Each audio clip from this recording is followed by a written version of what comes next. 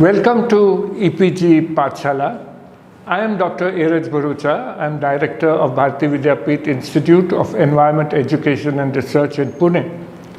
This module is part 1 of Nature and Cultures in India, and it is a part of the Environment and Society program.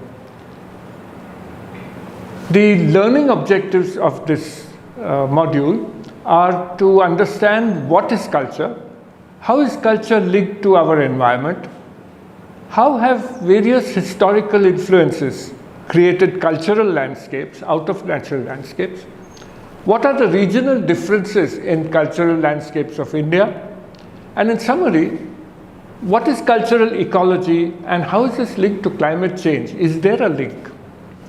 Part 1 of this module is focused on evolution of culture and its regional specificity, and the linkages between nature, which has spawned India's culture, her cultural diversity, which has altered nature. As nature changes, cultures adapt to change, and in turn, they continually alter nature. Human activities create impacts on nature which are very often unsustainable, or they may be neutral, sustainable, or in fact, they can also be pro-conservation actions through prudent human behavior. India's 10 biogeographic natural zones have been used by mankind in multiple ways, and this is how different cultures have altered forests, grasslands, wetlands, mountains, rivers into cultural landscapes for doing agriculture, for grazing their cattle, grazing their sheep, for livestock rearing, for creating fuel wood, and more recently for creating timber plantations. In the most recent times, traditional cultural landscapes have been converted into rural or urban landscapes, industrial areas, mining areas, ports, and several other newer landscape elements. In prehistory, natural landscapes were extremely wide, and the human activity were in very, very small patches. There were very small fragments in this natural landscape of forest or grassland or wetlands. In the early historical period, these natural landscapes began to shrink and the cultural landscapes began to increase. In later historical times, cultural landscapes grew into the matrix, leaving only fragments of natural landscapes behind. And in the current context, you have large areas of agriculture, growing areas of urbanization and industry, and small fragments of natural elements.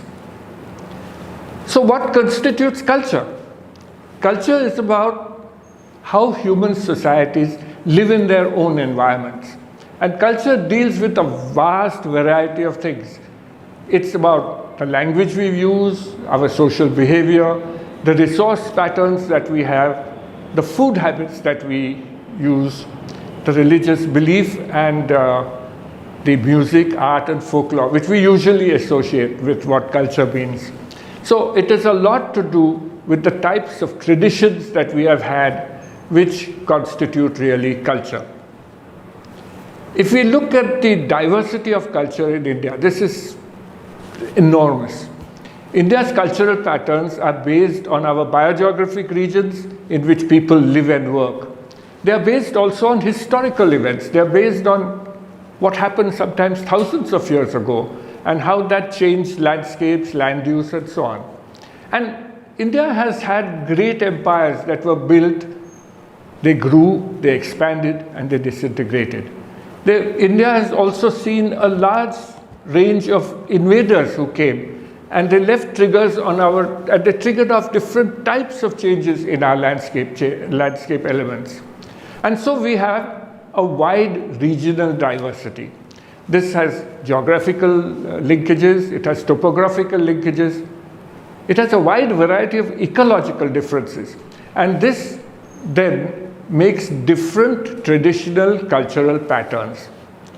It's sometimes very difficult to understand how to categorize these, but a very simple way to do that would be to say we have mountain people, we have plains people, we have coastal people. And this is one way of looking at this. But you can break this down into how people live in various ecological setups across the country. But let's look at another angle. It's also based on this type of livelihoods that people use across our country. And those livelihoods are linked to the most ancient, who were foragers. The foragers, of course, have been limited now to mainly our tribal cultures. We have agriculturalists, pastoralists, or a combination of them, of agro-pastoralists. We have fisher folk. We have a whole vast variety of artisans in this country. So we can look at this as mountain people, plains people, coastal people, but we can also look at this as foragers, agriculturalists, fisher folk, and so on. Now, having said that, let's look at the mountain regions and their communities first. This is in the Trans-Himalayan and the Himalayan belt. It's also in the Western Ghats. It's also in little patches of the Nilgiris and so on. So the hill and mountain people form a very special group of communities.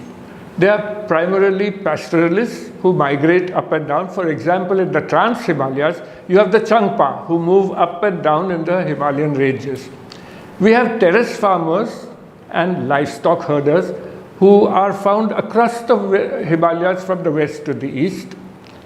They're found in Jammu and Kashmir, Himachal Pradesh, upper slopes of the mountains.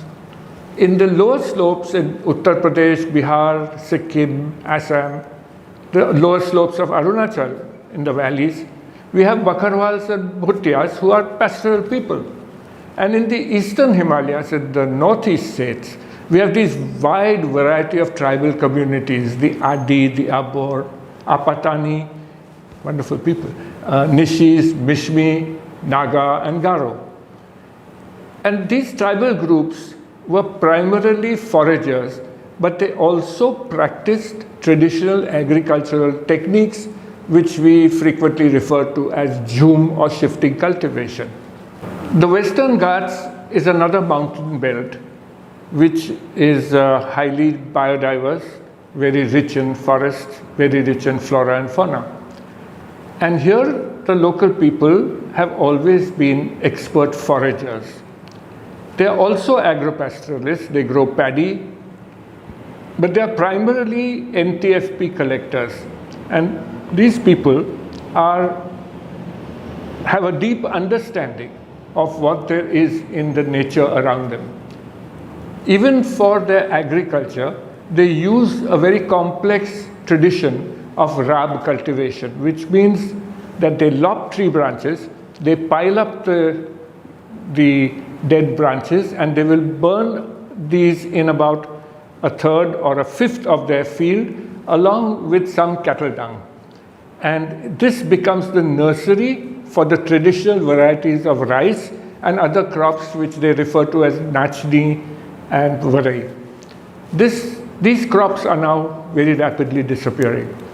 The paddy cultivation also occurs because they are able to very beautifully terrace these lower slopes right down to the riverfront. And therefore, these people are enormously able to manage water sources. The other part of this area where communities live are the freshwater fishing people. And some of these, like the Madhav Kori, have been able to create the most incredible fish traps. They know exactly how to manage the river courses and nala courses for catching their fish. There are a lot of unique features of the Western Ghats. One of them is the sacred groves that they have.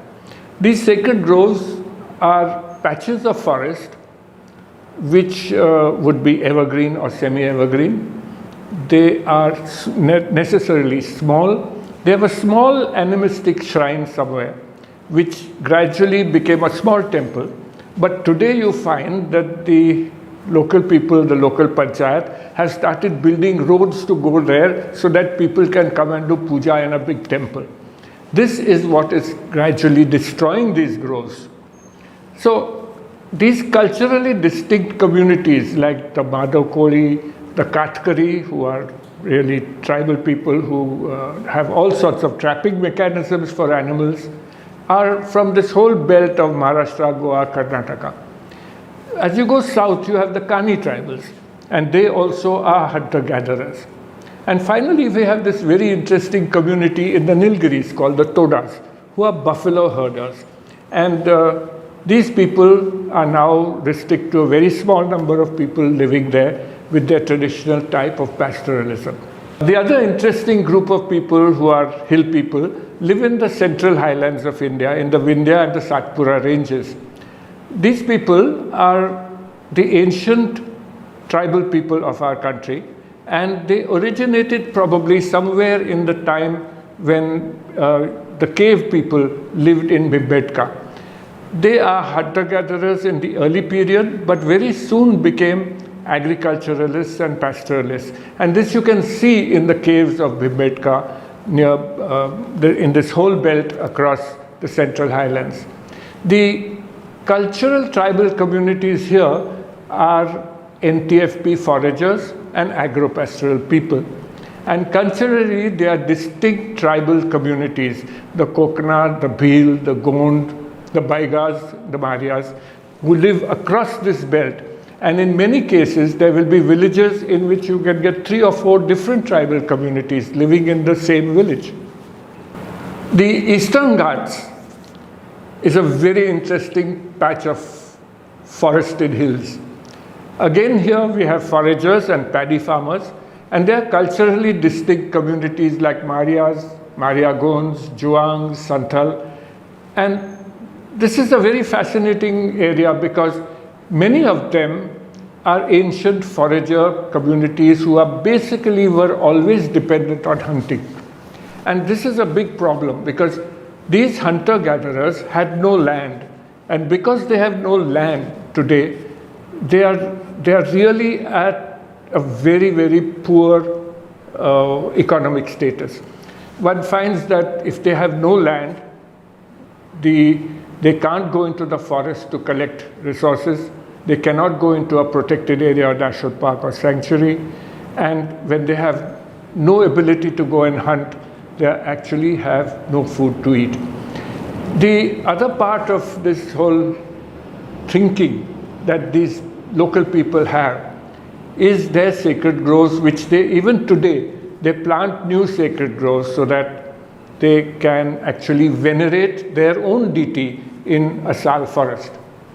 There are several indigenous varieties of rice these people grow.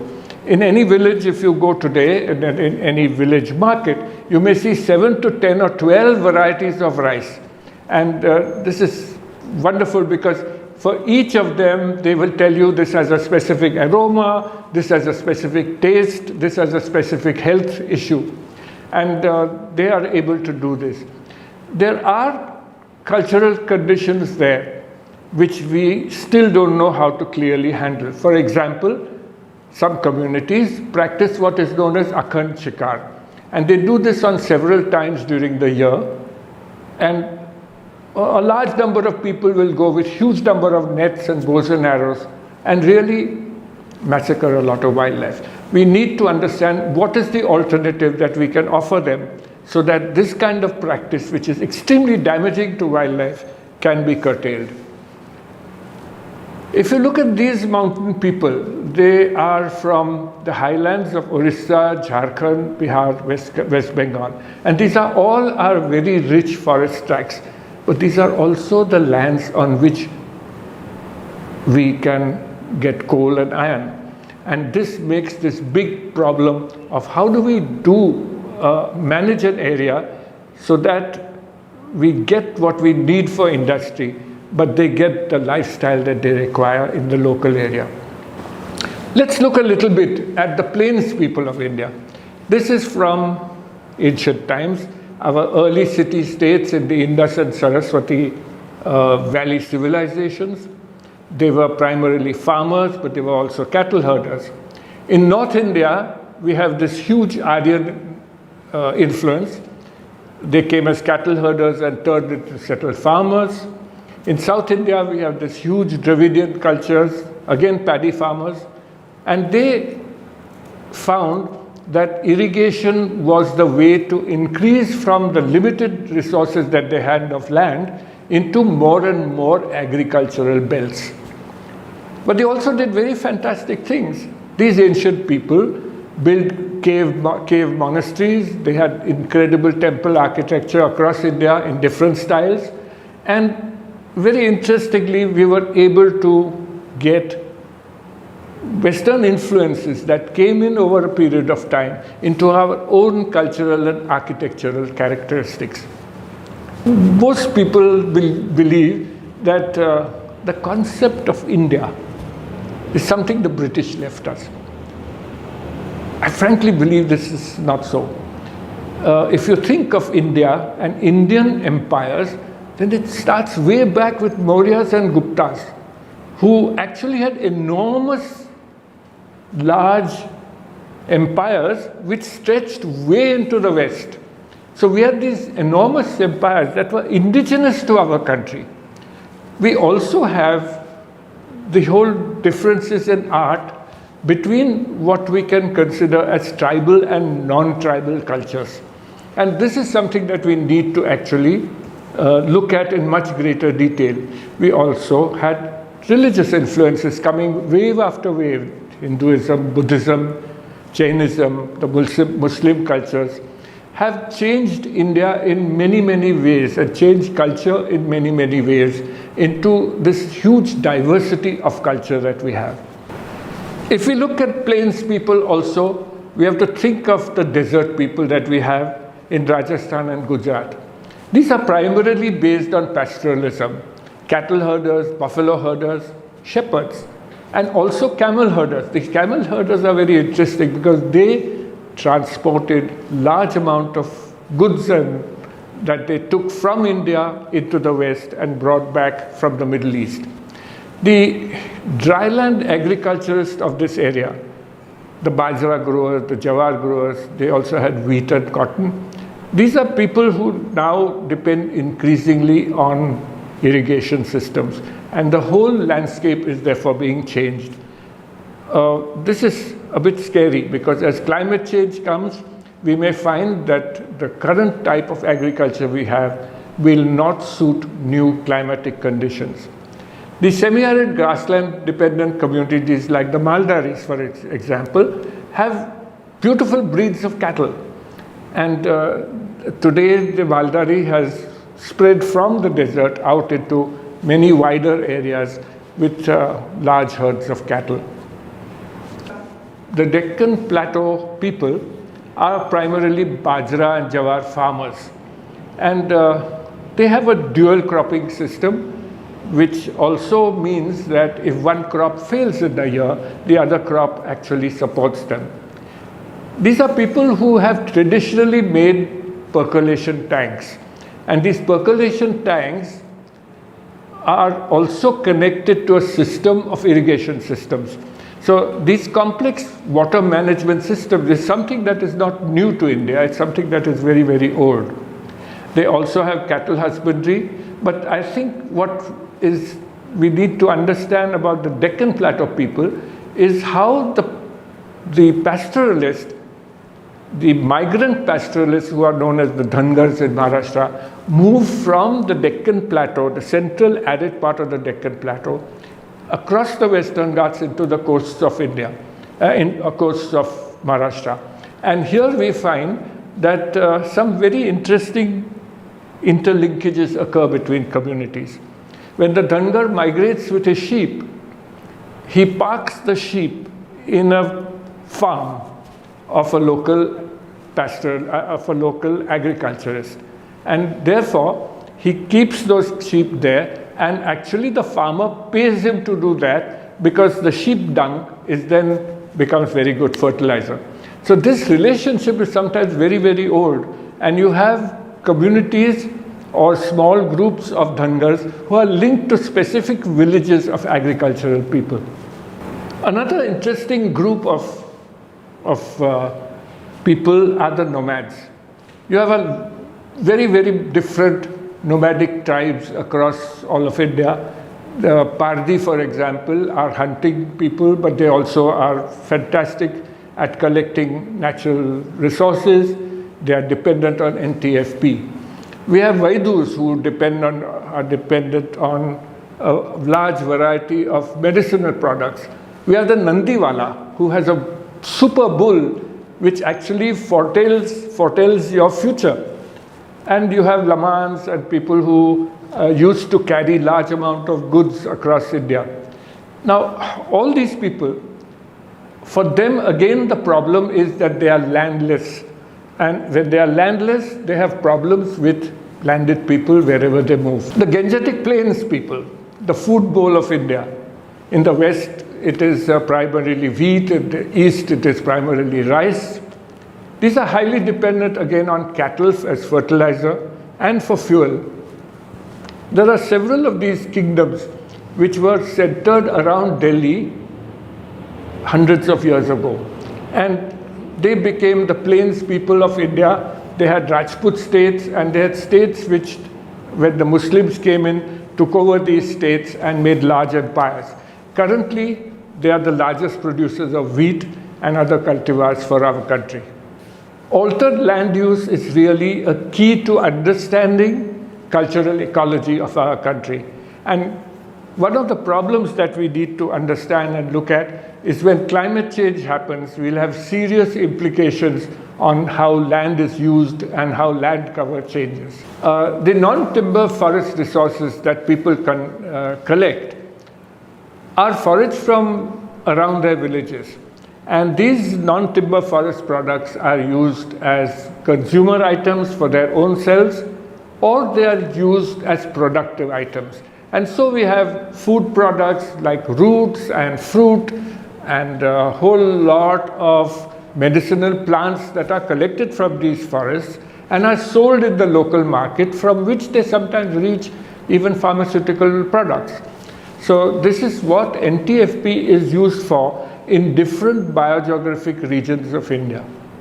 Bhimbetka is a hill region close to Bhopal, which is probably occupied by human beings for the last 10,000 years. And these are small caves on which they have depicted their own lifestyles during the Neolithic period. This is very fascinating because we find that we are able to say how these people actually lived. The Mauryan Empire, which was a very important golden age for our country, was in 265 BC. And this spread, as you can see in this map, all the way across most of India and into Afghanistan and Persia. So we had this huge indigenous empire which spread across half the then known world.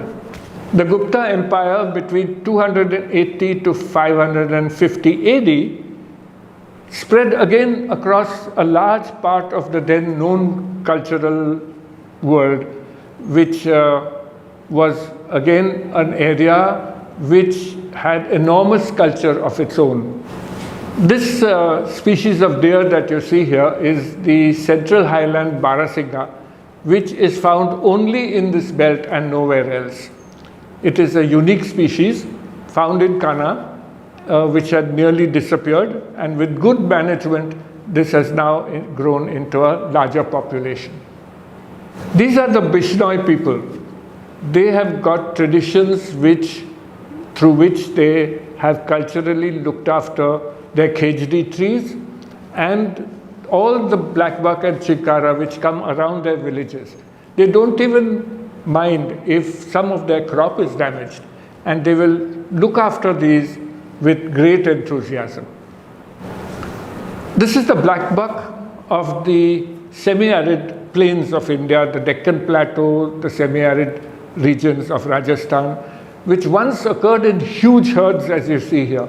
They gradually shrank into smaller and smaller populations, and today, with good protection, where they have got drought-prone area development programs, these populations of blackbuck have again started gradually growing.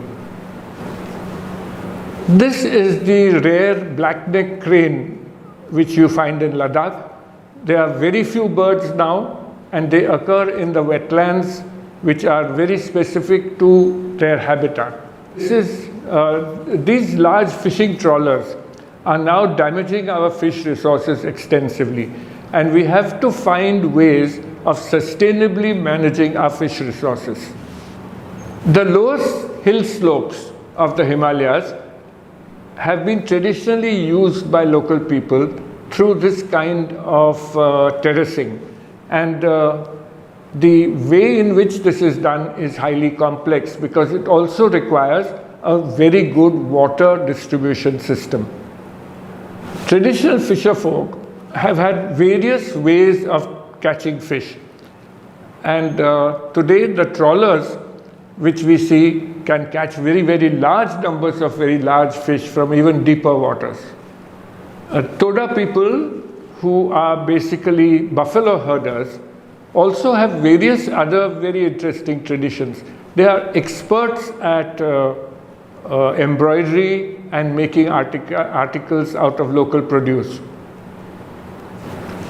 The dryland crops, which occur in most of our semi-arid areas, consist of bajra and jawar. This is a bajra plot in the Deccan Plateau. Our traditional magicians can follow up their family tree up to 7 generations. This is a toda, which is typical shawl and is two very favorite buffaloes. The Run of Kutch is the single home now for the wild ass in the desert part of India.